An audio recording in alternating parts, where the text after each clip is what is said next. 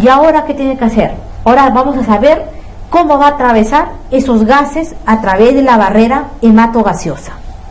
Porque ya ha llegado muy bien, ha ventilado bien, pero ahora tenemos que asegurarnos que haya una correcta difusión de gases. ¿Ya? Recordando. ¿Cuál es la unidad fisiológica pulmonar? ¿Por qué cree que está formada la unidad fisiológica pulmonar? Pues tiene que ser por la vía conductora, porque es la función del pulmón. Entonces, ¿por qué está formado? Pues va a estar formado por el bronquiolo respiratorio, el conducto alveolar, el saco y los alveolos. Todo esto. Y esto también se le conoce como el ácido. Como el ácido. Muy bien. El ácido. Y por ahí ácido pulmonar. Y por ahí, cuando se haga la clase de enfisema, eso es muy importante que se acuerden de dónde viene el ácido. Bronquiolo respiratorio, conducto, saco alveolar, alveolos. Ahí está. Esa es la unidad fisiológica pulmonar. Ahora, ya sabemos que ahora tenemos que hacer que los gases atraviesen esta barrera hematogaseosa. Estos capilares y el aire que tienen que atravesar los gases. O sea, ya llegaron ahí muy bien, correcto, la ventilación. Ahora tengo que hacer que estos pasen. Y entonces hay una ley, ¿ya? Bueno, es la ley de Fick, ¿ya? Pero esto va a establecer la difusión de estos gases, porque los gases van a pasar por difusión, ¿ya? Primero, ¿ustedes qué creen? El área, para que haya difusión, para que haya una mayor difusión, tiene que haber, por lógica, una mayor área, ¿no? Si hay una mayor área, pues el oxígeno va a pasar, el CO2 se va a ir hacia el ambiente. Si tengo este poquito y tengo este grandote por acá, pues por acá se va a difundir más que por acá. O sea, tiene que haber, a cuanto mayor área, mayor difusión. Es por eso que todo el árbol traqueobronquial está diseñado para eso, porque todas las subdivisiones, ramificaciones hacen que el área aumente. ¿Para qué? Para que haya una mejor difusión. Todo es por algo, todo es por algo. Entonces, cuanto mayor área, mayor difusión. Muy bien, el árbol traqueobronquial está preparado para ello. Se ha dividido tanto en los alveolos, hay una mayor área transversal, entonces hay mayor superficie, entonces va a haber una mayor difusión. ¿Ya? Ahora, si hay, luego, ¿por qué otra cosa se va a difundir los gases? Por la diferencia de presiones. Con lo que les había dicho, tiene que haber diferencias de presiones para que pase algo. Ya lo hemos visto en los alveolos, acá también tiene que haber una diferencia de presiones para que el aire pueda entrar, la presión de oxígeno pueda entrar y el CO2 pueda salir. Ya tiene que haber una diferencia de presión. Entonces, ese es otro punto. ¿Y qué otra cosa involucra en la difusión de los gases? El grosor de la membrana. Obviamente, recordemos, si nos ponemos a recordar, se acordarán que teníamos el neumocito tipo 1, ¿no? Bien delgadito y por acá andaba el neumocito tipo 2, ¿no? Más gordito, más cúbico. Aquí teníamos el capilar, acá el glóbulo rojo por acá, y por acá pues habría otros alveolos por acá. Entonces, esta distancia, el grosor de la membrana es muy pequeño. Solamente tienes al neumocito y al endotelio, prácticamente. Entonces él va a difundir. Cuanto más delgado sea, pues va a difundir mejor. Además, es bueno recordar que, ¿por qué no pinta? Ahí está. Que en este espacio también va a haber algunas fibras reticulares por acá, ¿ya? Va a haber tejido intersticial, ¿ya? Entonces, ¿qué va a pasar si aumenta el grosor de la membrana? ¿Va a haber más fibras intersticiales por acá y más grosor, más grosor, más grosor? Pues entonces los gases van a pasar con dificultad, no van a pasar con dificultad. Entonces depende también del grosor. Entonces pues, hasta ahora vamos, a mayor área, mejor difusión. Tiene que haber una diferencia de presión parcial para que haya difusión, y tiene que haber un menor grosor de membrana para que haya una difusión. Todo esto es la ley de Fick, pero esto para que porque si le ponen la ley de Fick, eso no. Eso para que lo entiendan. Mayor área, mayor diferencia de presión parcial y menor grosor. Y esto ha sido pregunta también. ¿Qué tiene que pasar para que haya la difusión de gas? Pues tiene que haber una suficiente área, un grosor, un adecuado grosor, un grosor disminuido, no va a ser una membrana engrosada, y una diferencia de presión parcial. Ya, porque si acá tenemos la misma concentración de aquí a acá, pues el oxígeno no va a pasar. Otra cosa que también involucra en la difusión va a ser la constante de difusión del gas. Cada gas, tanto el CO2, el oxígeno, el monóxido, van a tener una diferente constante de difusión, ¿ya? Que eso ya es una propiedad inherente del gas, que tiene que ver con el peso del gas y con la solubilidad. Mayor solubilidad, pues pasa el gas.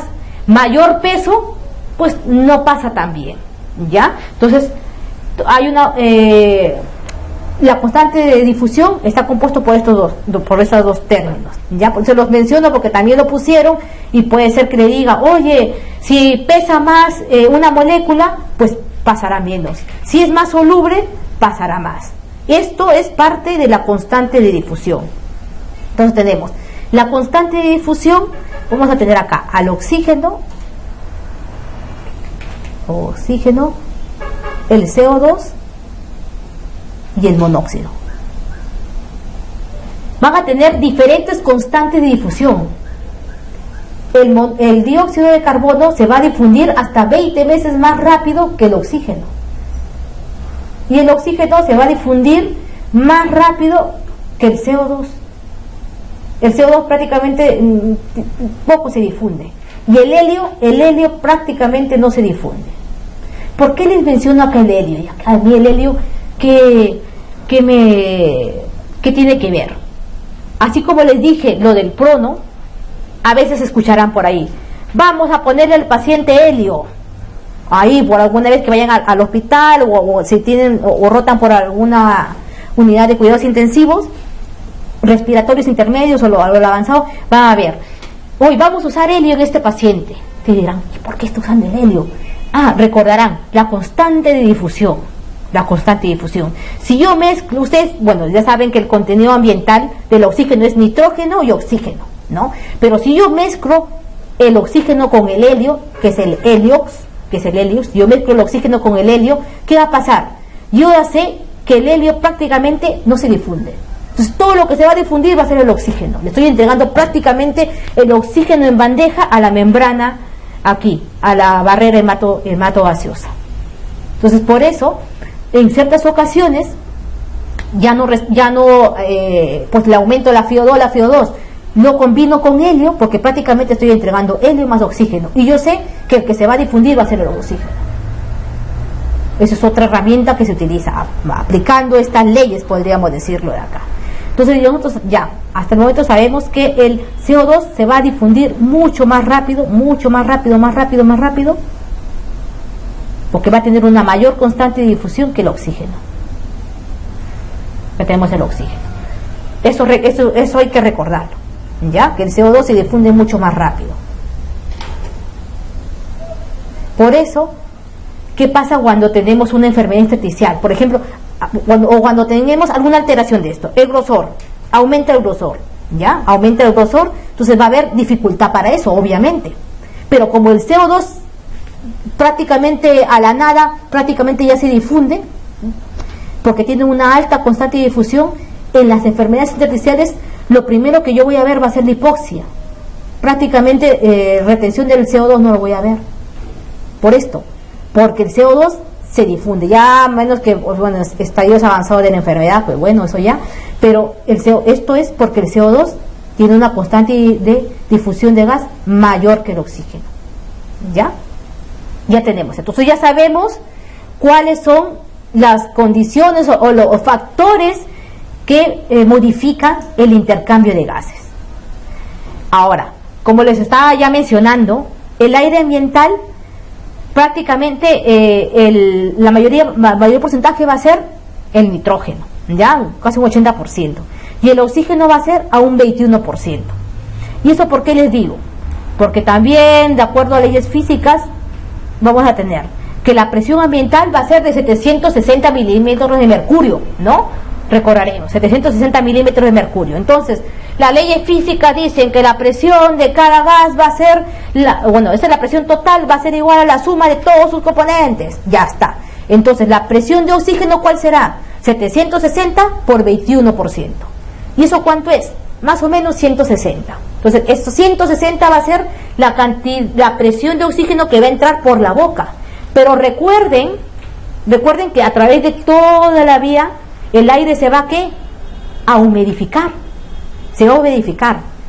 Y el agua también ejerce otra presión. Entonces, después de que el aire se humidifica, la presión ya no va a ser esa 160, sino le restamos la presión de agua y va a ser 150 que llega.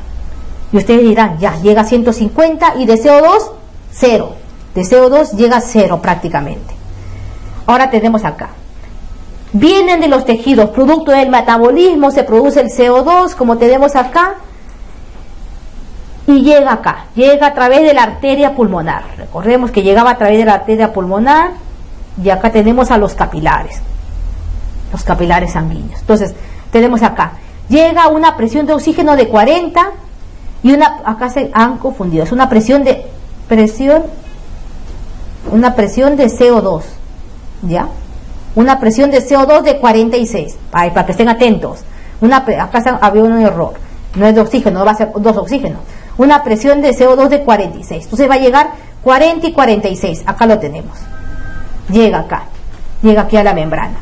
Entonces, después de la difusión, se van a igualar las presiones y va a salir por la arteria, con la vena pulmonar, va a llegar hasta la aurícula izquierda, una presión de oxígeno de 100 y una presión de CO2 de 40, ¿ya? Porque la presión aquí en el alveolo va a haber una presión de oxígeno de 100 y de 40, por eso se igualan y sale lo mismo que lo que hay en el alveolo, ¿ya? Esto también ha sido, ¿cuánto es la presión parcial de oxígeno después de la difusión?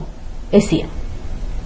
Antes de la difusión, pues 40. Pero lo importante es que sepan, después de la difusión, ¿no? Su presión parcial de oxígeno es 100, la presión de CO2 es 40. Ahora, ustedes dirán, pero mire, pero tú nos habías dicho que había llegado a 150 y ahora me vienes a decir que en el alveolo hay 100. ¿Cómo es eso? Eso lo explicamos acá. Vamos a primero a borrar todo lo que no. Muy bien, mire, acá vamos a dibujar alveolos,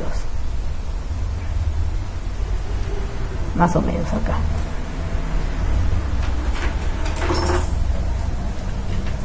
Entonces, ¿qué pasa?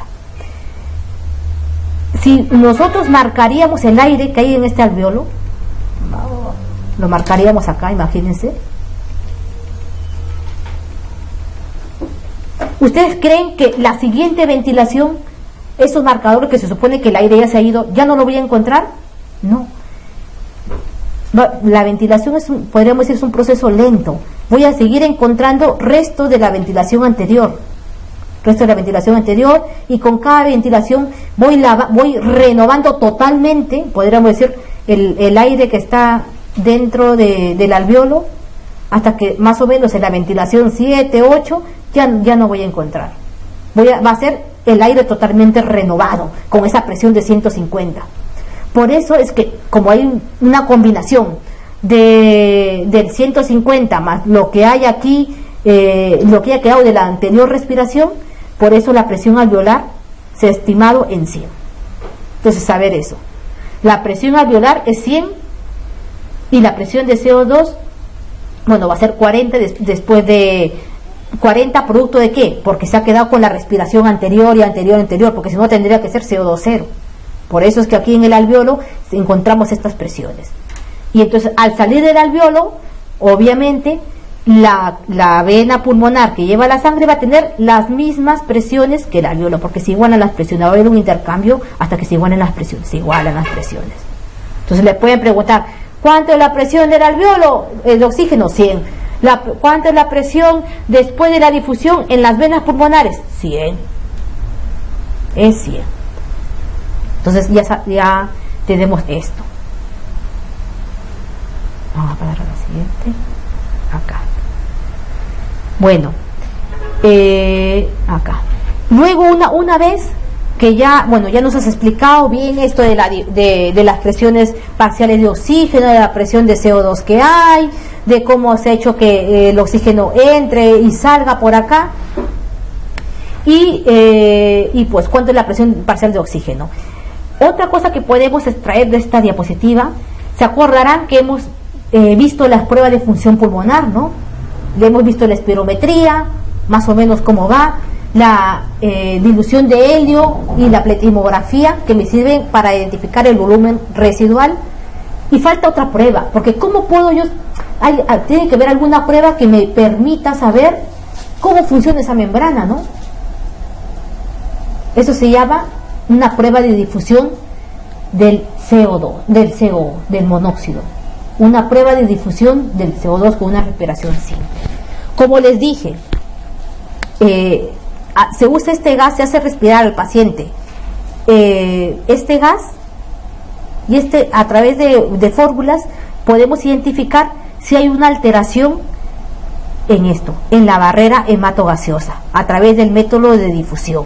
Entonces, si tenemos un paciente que sospechamos que tenga alguna enfermedad intersticial, pues mira, como en la enfermedad intersticio está aumentado el grosor de la membrana, me habían dicho que para ver el grosor de la membrana indirectamente lo podía valorar esa función a través de una prueba de difusión del CO, que esa prueba se llama la DLCO, la difusión del CO2. Eso es una prueba de difusión que es para valorar esto, la barrera hematogaseosa.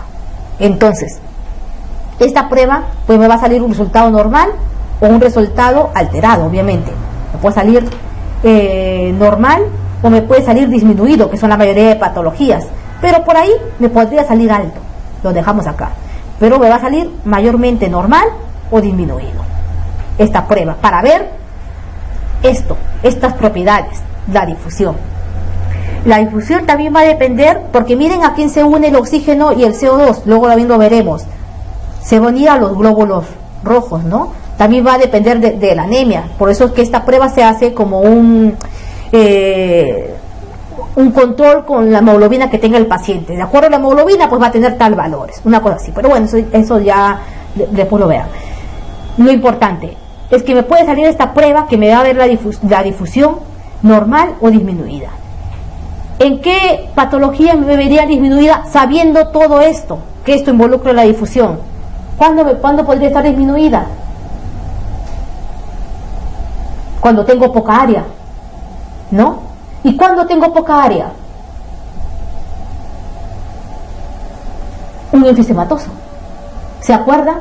Que es como el pulmón de un enfisematoso es como una bolsa, y nuestros pulmones deberían ser como un racimo de uvas, porque en el enfisematoso toda la retícula se ha destruido y se ha puesto como una bolsa. Entonces tengo menos área. Entonces voy a encontrar la difusión disminuida en un enfisematoso, en el enfisema pulmonar. ¿En dónde más voy a encontrar disminuida la difusión?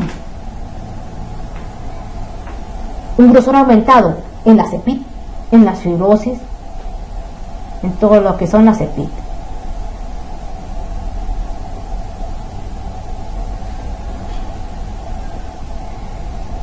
Ya está. ¿En dónde más voy a encontrar mi difusión disminuida? ¿Qué pasaría? Diferencia de presiones. ¿Qué pasaría si me llegan ahora ahí a 5.000 metros sobre el nivel del mar? Va a haber menor presión de oxígeno, recuerden. Entonces, si me hace justo ahí una difusión, me va a salir disminuida. ¿Por qué? Porque voy a tener una menor presión parcial de oxígeno. Bueno, luego mi cuerpo se aclimatará y todo eso. Pero si ahorita llegando me hacen esa prueba, pues me va a salir disminuida. Ahora, hay ciertos casos que esta prueba me puede salir aumentada. ¿Y usted creen que por qué sería? Recuerden que le dije que esto se unía a glóbulos rojos, ¿no? Los gases se van a unir a los glóbulos rojos, el oxígeno se va a unir a los glóbulos rojos. Si yo tengo glóbulos rojos acá, imagínense, acá tengo glóbulos rojos, bonito.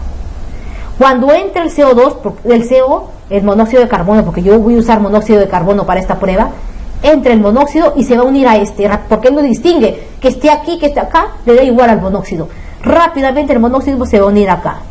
Rápidamente, se une a todas los hematíes que están en el espacio alveolar. Entonces, ¿qué va a pasar aquí? La DLCO va a estar aumentada. Eso no quiere decir, está aumentada, quiere decir de que mi membrana trabaja a más del 100%. No, es que ha pasado esto. Miren, esto también ha sido pregunta. ¿En qué casos hay la DLCO aumentada? Recuerden, venía el CO2, el monóxido me dijo que se une rápidamente al glóbulo rojo. Y si lo encuentra primero el glóbulo rojo, pues se va a unir ahí, la capacidad de difusión va a salir aumentada. ¿Eso qué va a pasar? En la hemorragia pulmonar, en la hemorragia alveolar. En el churestado, todo lo que te cause hemorragia alveolar, pues va a tener la difusión aumentada. Hay otra patología, el asma también, pero bueno, cuando encontramos difusión aumentada es prácticamente hemorragia alveolar, pero obviamente un paciente con hemorragia alveolar no le voy a hacer una difusión. ¿Qué le haría? ¿Quién se comía esos glóbulos blancos? El macrófago alveolar. Un lavado, obviamente en la radiografía se ve, pero un lavado, el patólogo me dice, he encontrado hemosiderófago, se luce el macrófago, del producto de la reacción de hemoglobina, sangre dentro del macrófago, hemorragia alveolar. Así me va a decir el patólogo, hemos encontrado hemosiderófago. Pero bueno, entonces esto es otra prueba. Obviamente esta prueba no la voy a usar a un paciente que está con hemorragia porque estaría en UBI, pero aunque no lo crean, ha sido pregunta, ¿ya? Entonces hemos exprimido esta diapositiva, ¿ya? ¿Qué más le podemos sacar? Nada. Entonces ahora vamos a ver, ya ha llegado el aire, diferencia de presión, ya saben, la diferencia de presión ha pasado, una correcta membrana basal, muy bien. ¿Y eso es solamente lo necesario para producir el intercambio gaseoso? Pues no. ¿Qué hay acá abajo? ¿Dónde está? ¿Qué hay acá abajo? Los vasos sanguíneos. Entonces también para el intercambio gaseoso tengo que ver cómo están los vasos sanguíneos. Ahora vamos a intentar avanzar y el resto lo terminamos después. Vamos a avanzar aunque sea este primer cuadrito. A ver, acá tenemos la presión.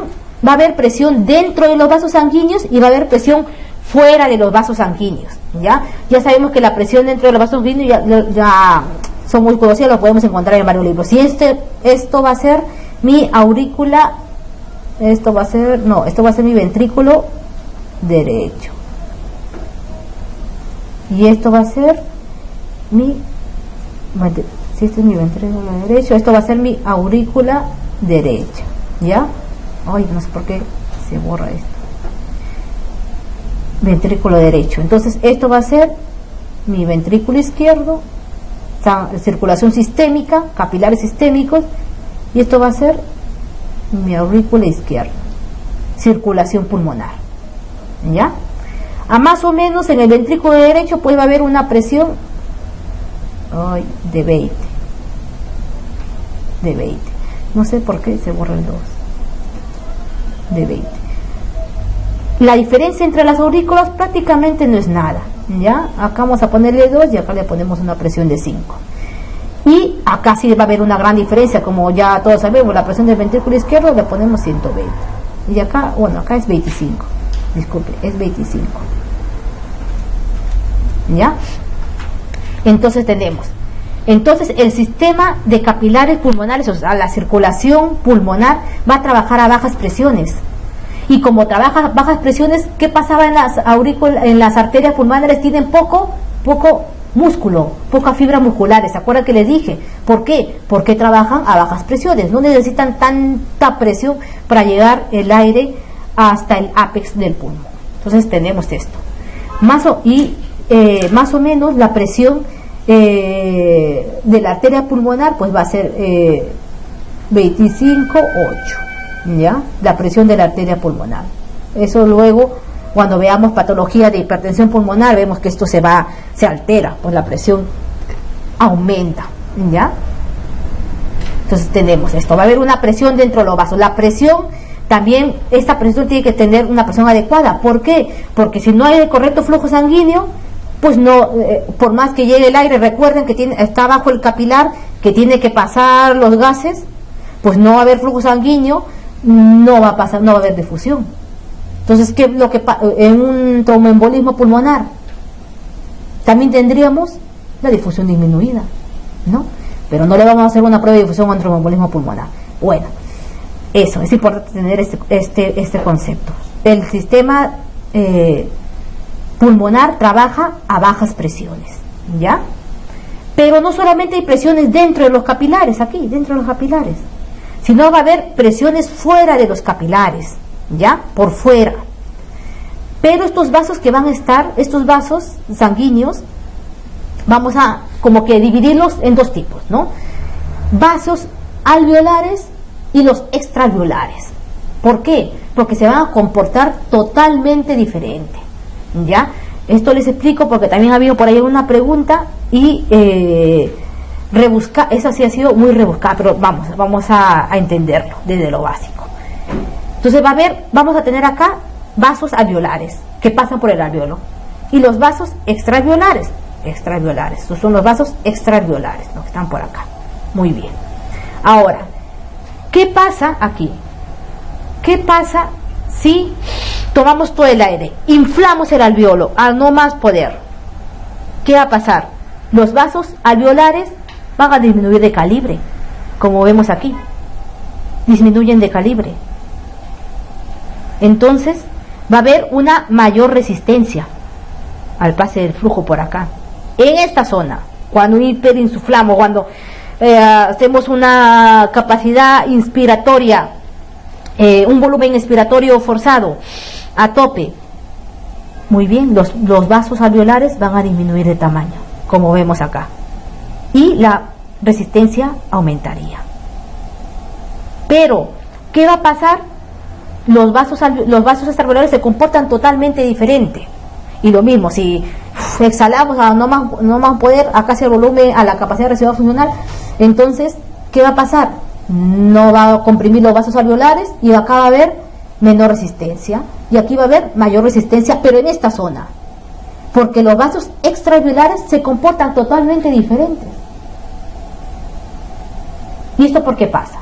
Porque los vasos extraalveolares no van a depender de la presión del alveolo, sino van a depender de la presión que está por fuera del alveolo, de extraalveolar, del parénquima. Aquí, ¿qué va a pasar? ¿Qué pasa si nosotros aumentamos el volumen sobre los vasos extraalveolares? Va a haber una tracción, los voy a traccionar, los voy a distender, al contrario de los vasos alveolares. Entonces aquí, cuando me lleno a tope, pues en esta zona la presión va a disminuir, los vasos extraalveolares. Entonces va a haber aquí una menor resistencia. Y al contrario, si yo expiro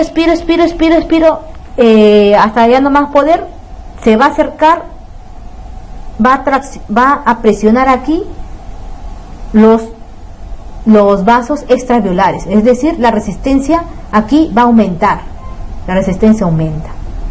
Digo, y ay, ¿para qué me dices todo esto de la resistencia de los vasos? ¿Por qué?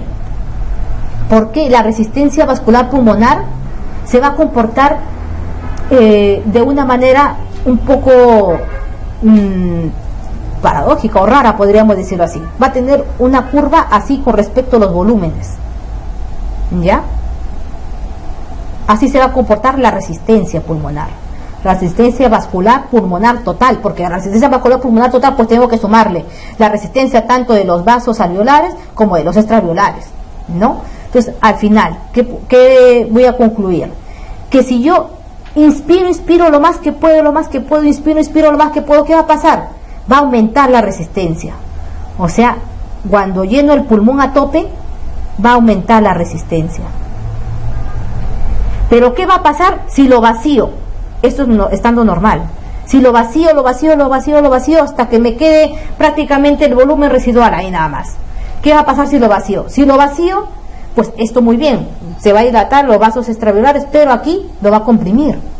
Los extraalveolares se comprimen, se presiona por el parénquima pulmonar, se presiona. Entonces, va a aumentar. Va a aumentar. Entonces, tanto a volúmenes extremos, la resistencia vascular va a aumentar. Porque ustedes dirán, tomando si me quedo con solamente esta imagen, puedo saberlo. Si inspiro pasa esto, si expiro pasa esto. Pero tengo que recordar que hay vasos extraalveolares. Y esos vasos extraalveolares se comportan lo opuestos a los alveolares. Entonces, por eso, ¿cómo se llama? Tanto en una inspiración forzada y la expiración forzada, pues la resistencia vascular aumentaría. ¿Y qué tendría que pasar para que esa resistencia vascular disminuya? Pues el ejercicio, porque cuando mayor flujo haya, va a haber menor resistencia. Eso ha sido también pregunta, un poco, esa sí ha sido una pregunta complicada, porque analizar esto, ustedes dirán, uy, si me pone la inspiración, comprimo y todo eso, la inspiración forzada, pero no. A volúmenes extremos, la resistencia aumentaría. Luego hay otras factores que van a también alterar la resistencia vascular pulmonar, que todo eso también tiene que ver con la difusión, porque si tenemos aquí poco flujo, no pasa nada, pues no se va a difundir. Todo lo que tenga que ver con esto va a tener que ver con la difusión, ¿ya? Entonces tenemos, para no cortar con la clase de otro y luego poder hacer un repaso pequeño, ¿les parece que nos quedamos aquí y a la próxima clase retomamos la resistencia vascular, que es un poco difícil de comprender por tantas cosas que tienen que ver acá, y hacemos un pequeño repaso de hasta dónde llegó? O sea, nos hemos quedado que el aire ha entrado, qué tiene que pasar para que difunda las características de la membrana, para que difunda adecuadamente el gas, un buen flujo sanguíneo, la circulación. Y luego iremos viendo ahora qué más va a haber. Ya eso para ir contando la historia, porque luego tenemos que llegar hasta que el aire circule, los gases circulen y depositarlos hasta el tejido, porque recordemos que la función cardinal del sistema respiratorio, ¿cuál va a ser? Tomar el oxígeno del ambiente, darlo al tejido, y el CO2 eliminarlos al exterior. Entonces tenemos que llegar a eso. Ya vamos más o menos por la mitad. Luego vamos a ir viendo los fármacos, a nivel de que actúan y cómo eso, y entender por qué.